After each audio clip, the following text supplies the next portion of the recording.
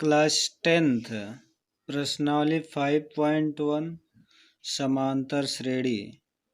आज हम समांतर श्रेणी के बारे में जानेंगे कि समांतर श्रेणी किसे कहते हैं।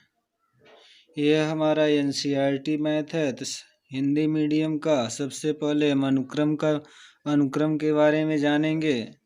संख्याओं का एक समुच्चय जिसको किसी निश्चित क्रम में रखा गया हो और निश्चित नियमानुसार, निश्चित क्रम हो या नियमानुसार हो, उसे अनुक्रम कहते हैं। जैसे मान लिया गया फर्स्ट स्थिति, जैसे 1 लिया गया 3, 5, 7 डैश डैश डैश। दूसरा नंबर 2, 4, 6, 8 डैश डैश 2, 5, 8। तीसरा नंबर उदाहरण, मतलब इनका एक निश्चित क्रम व्यवस्थित हो तो उसे अनुक्रम कहते हैं। और श्रेणी, अनुक्रम तथा श्रेणी के पदों को कुछ विशेष प्रतिबंधों के साथ लिखा जाए तो उसे श्रेणी कहते हैं। और समांतर श्रेणी ऐसी श्रेणी के पदों को जिसमें प्रत्येक पद पूर्व पद से कोई निश्चित संख्या जोड़ने या घटाने पर, मतलब जो भी पहला पद दिया हो उसमें कोई एक निश्चित संख्या चाहे जोड़ने पर या घटाने पर अगला नंबर प्राप्त होता है, तब हम उसे समांतर श्रेणी कहते हैं। ऐसी श्रेणी के पदों को जिसमें प्रत्येक पद पूर्व पद में नियत संख्या जोड़ने या घटाने पर प्राप्त होता है, उसे समांतर श्रेणी कहते हैं। तो इस प्रकार हम जानेंगे। आज क्वेश्चन नंबर पहला पूछ रहा है कि इसे श्रेणी, मतलब यह समांतर श्रेणी में है या नहीं, इसे हम किस प्रकार निरूपित करेंगे। प्रत्येक किलोमीटर के बाद का टैक्सी का किराया, जबकि प्रथम किलोमीटर के किराए 15 रुपये और प्रत्येक अतिरिक्त किराया लिया गया 8 रुपये है। मतलब एक पहले किलोमीटर का, तो प्रथम पद इसका हो जाएगा, हल कर देंगे। इसका प्रथम पद इसका 15 रुपये है। उसके बाद प्रत्येक अतिरिक्त किलोमीटर का अतिरिक्त का इसका 50 रुपये है। तो हम AP बना देंगे श्रेणी। तब इसका देखिए, प्रथम पद तो A हो गया, उसके बाद A प्लस डी, मतलब प्रत्येक पद में 50, मतलब अगले नंबर में 50, मतलब 5 रुपये, कितना है 8 रुपये अतिरिक्त लेता है। कितने रुपये? 8 रुपये अतिरिक्त लेता है। 15 में 8 जोड़ेंगे, 8 5 13, फिर 23 हो गया। फिर अगला नंबर हो जाएगा 23 में यदि 8 रुपये फिर अतिरिक्त लिया जाएगा तो 8 3 11, फिर 31 हो जाएगा। इस प्रकार यह हमारा समांतर श्रेणी में है। समांतर श्रेणी में है क्योंकि इनके बीच एक समान अंतर है। 15 के बाद 8 जोड़ने पर 23, 23 के बाद 8 जोड़ने पर 31। इस प्रकार जितना किलोमीटर हम जाएंगे उतना हमारा भाड़ा लगता जाएगा। अगला नंबर क्वेश्चन, किसी बेलन में उपस्थित हवा की मात्रा जबकि वायु निकालने वाले पंप प्रत्येक बार बेलन के शेष हवा का 1/4 भाग बाहर निकाल देता है। माना बेलन का आयतन V है और निकालने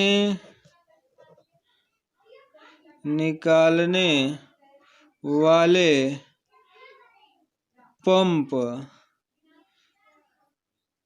द्वारा हवा 1/4 भाग, तो V का 1/4 भाग, तो V गुणे 1/4 तो V/4। तो प्रथम किलो, मान लीजिए प्रथम बार हवा तो V था, दूसरी बार V में से 1/4 माइनस कर देंगे। V/4 तो 4 में से 1 V माइनस हो गया तो 3 V/4 हो गया।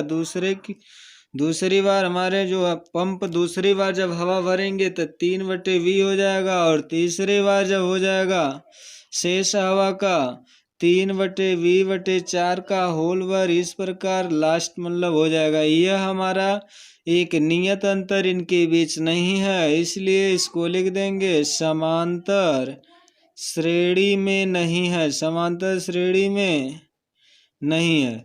अब देखेंगे क्वेश्चन नंबर अगला। पहले का थर्ड, प्रत्येक मीटर की खुदाई के बाद एक कुआं में आई लागत, जबकि प्रथम मीटर की खुदाई का लागत 150 रुपये है। प्रथम जो है प्रथम मीटर की खुदाई का लागत, प्रथम मीटर को ए कहेंगे, ए बराबर 150 रुपये। और बाद के प्रत्येक मीटर की खुदाई का लागत 50 रुपये, मतलब उसके बाद जो भी करेंगे तो 50 रुपये बढ़ा करके लेना है। तो ये हमारा समान अंतर चल रहा है, 50D हो गया। तो AP बना देंगे, श्रेणी बनाएंगे। तो श्रेणी हमारा पहला पद तो 150, अगले किलोमीटर में 50 बढ़ जाएगा, 150 + 50। फिर ये हमारा 150 + 50 के बाद पुनः 50 बढ़ जाएगा, डैश डैश डैश। ये हमारा श्रेणी हो गया 150, फिर यह 200, फिर उसके बाद ये 200 के बाद 250, 250 के बाद 300, डैश डैश डैश। इस प्रकार इसमें समान अंतर 50-50 का है, इसलिए समांतर श्रेणी में है, समांतर श्रेणी में है। अब देखेंगे क्वेश्चन नंबर सेकंड देखेंगे। दिया हुआ है, दी हुई AP के प्रथम 4 पद की गणना कीजिए, जबकि प्रथम पद A तथा सर्वांतर कॉमन डिफरेंस सर्वांतर निम्नवत है। दिया हुआ पहला नंबर दिया हुआ है, इसमें A बराबर 10 दे दिया हुआ है, D बराबर भी 10 दिया हुआ है। तो इसमें 4 पद निकालना है। तो प्रथम पद तो पहले पता है, D का मान है। तो द्वितीय पद A2 बराबर A1 + D हो जाता है।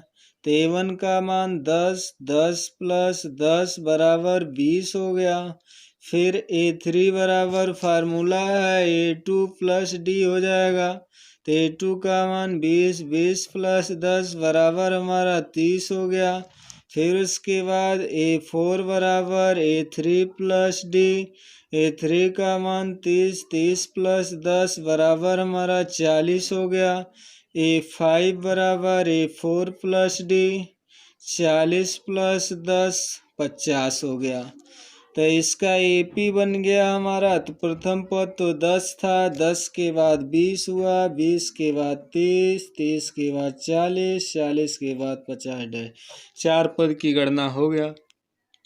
अब इसका दूसरा नंबर क्वेश्चन, 2 क्वेश्चन देख लें। दूसरा नंबर क्वेश्चन इसका है, A बराबर -2 और D बराबर इसका 0, D बराबर 0। तब इसका AP क्या होगा? तो सबसे पहले यदि हम A2 लिखते हैं तो A + D करेंगे। तो A का मान -2, D का मान 0। तो A2 बराबर -2, A2 बराबर -2 हो जाएगा। अब उसके बाद A3 बराबर हो जाएगा A2 + D, इसका भी -2 + 0। इसके सभी पद -2 आ गए। -2, -2, -2 सबका सर्वांतर हमारा समान है, इसलिए श्रेणी 2 -2, -2, -2। अब उसके बाद